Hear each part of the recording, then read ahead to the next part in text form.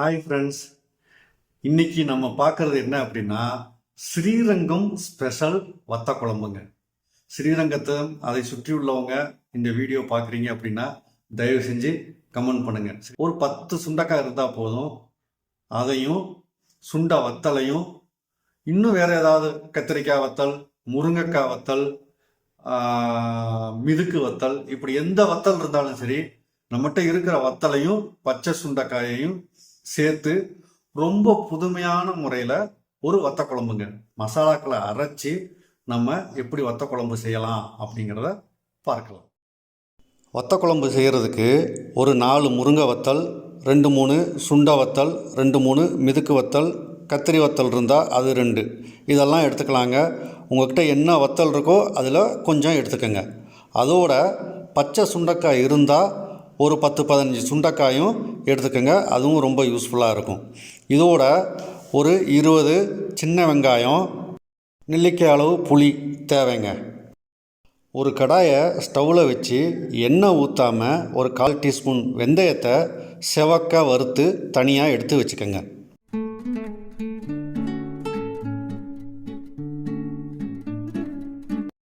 அதே மாதிரி 1 டீஸ்பூன் துவரம்பருப்பை செவக்க வறுத்து அதையும் தனியாக எடுத்து வச்சுக்கோங்க.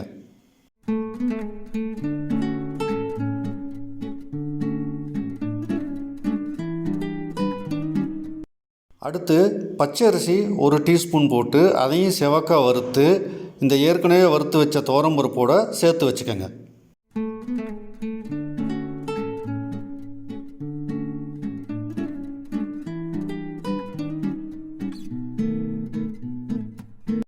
இப்போது 1 டீஸ்பூன் உளுந்த செவக்க வறுத்து அதுலேயே ஒரு 1/2 டீஸ்பூன் மிளகு சேர்த்துக்குங்க. மிளகு உங்களுக்கு லேசாக வாசம் வந்தால் போதும், ரொம்ப வறுபடணும்னு அவசியம் இல்லை. அப்படி மிளகு லேசாக வறுத்துட்ருக்கும் பொழுதே அதோட உங்கள் காரத்துக்கு ஏற்ற மாதிரி 3 அல்லது 4 காஞ்ச மிளகாயை சேர்த்து அதையும் லேசாக ஹீட் வர அளவுக்கு பண்ணால் போதும். அந்த ஸ்டேஜில் மல்லி விதை ஒரு 2 டீஸ்பூன் சேர்த்துக்குங்க. இப்போது மல்லி விதையையும் நம்ம லேசாக வறுக்கணும். வறுக்கும் பொழுது வாசம் வந்தால் போதும். அதோடு நிறுத்தி இந்த கடாயை அடுப்புலேருந்து இறக்கி சூடு ஆற வச்சுக்கோங்க.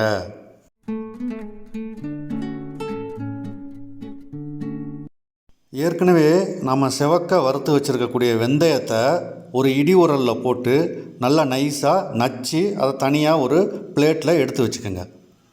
மீதி உள்ள வறுத்த பொருட்கள் எல்லாத்தையும் ஒரு மிக்சி ஜாரில் சேர்த்து நல்லா நைஸாக அரைச்சி வச்சுக்கோங்க. அதே இடி உரலில் பச்சை சுண்டக்காய் ஒரு வேளை உங்கள்கிட்ட இருந்ததுன்னா ஒரு 10-15 1-2 நச்சு அதை தனியாக எடுத்து வச்சுக்கோங்க.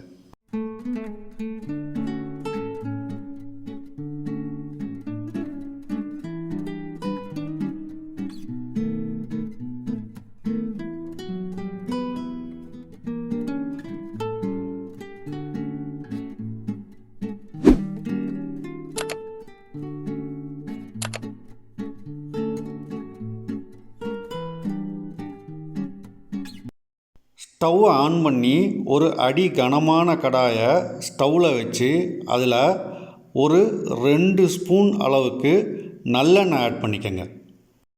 வத்த குழம்புக்கு நல்லெண்ணெய் தான் யூஸ் பண்ணணுங்க. மற்ற எண்ணெய்கள் அவ்வளவு டேஸ்ட் இருக்காது. பொதுவாகவே புளியோதரை, வத்த குழம்பு இதுக்கெல்லாம் நல்லெண்ணெய் சேர்க்குறது ரொம்ப பெஸ்ட்டு. எண்ணெய் நல்லா காஞ்சதுக்கப்புறம் 1 டீஸ்பூன் கடுகு உளுந்து சேர்ந்துக்கோங்க. கடுகு நல்லா எண்ணெயில் வெடித்து பொரிஞ்சதுக்கு அப்புறம் 1 டீஸ்பூன் கடலைப்பருப்பு சேர்த்துக்கோங்க. கடலைப்பருப்பு அடிஷ்னலாக இன்னொரு டீஸ்பூன் சேர்த்தா கூட டேஸ்ட் நல்லா தாங்க இருக்கும். உங்களுக்கு எப்படியோ அதே மாதிரி சேர்த்துக்கோங்க.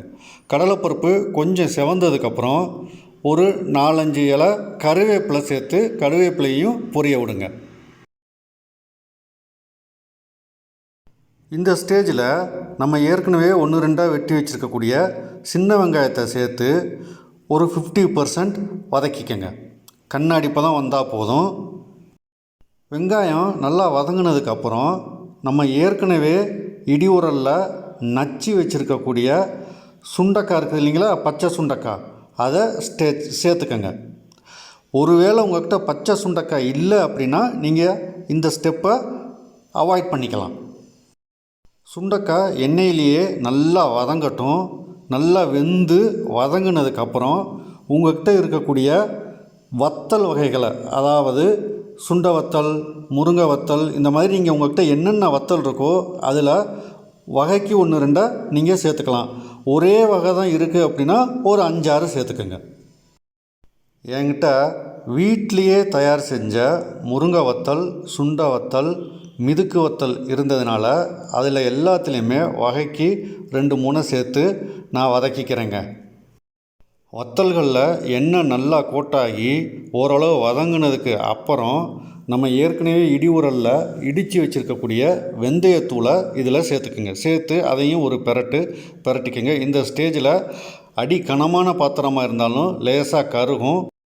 இந்த ஸ்டேஜில் நம்ம ஏற்கனவே எலுமிச்சளவு புளியை நீரில் கரைச்சி வச்சுருக்கோம்.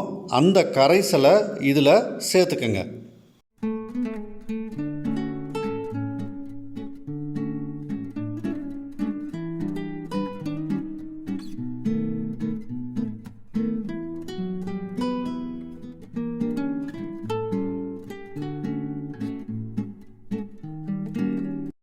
இப்போது இந்த ஸ்டேஜில் குழம்புக்கு தேவையான அளவு உப்பும், ஒரு 1/2 டீஸ்பூன் மஞ்சத்தூளும், அதோட பெருங்காயத்தூள் கொஞ்சமும் சேர்த்துக்குங்க.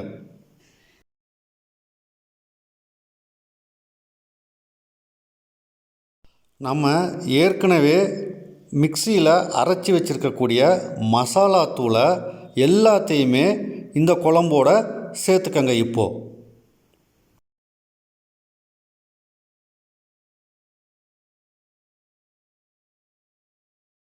இந்த வத்த குழம்புக்கு நம்ம தக்காளியே சேர்க்கலைங்கிறத கவனிச்சிருப்பீங்கன்னு நினைக்கிறேன். புளியே போதுமானது. ஒருவேளை உங்களுக்கு தக்காளி சேர்த்தா இன்னும் டேஸ்ட் இன்க்ரீஸ் ஆகும்னு நினச்சிங்கன்னா நீங்கள் ஒரு தக்காளி சேர்த்துக்கலாம். மிக்ஸி ஜாரை கழுவி அந்த தண்ணி இதில் சேர்த்து உங்களுக்கு தேவையான அளவு தண்ணியை ஊற்றி அட்ஜஸ்ட் பண்ணிக்கோங்க.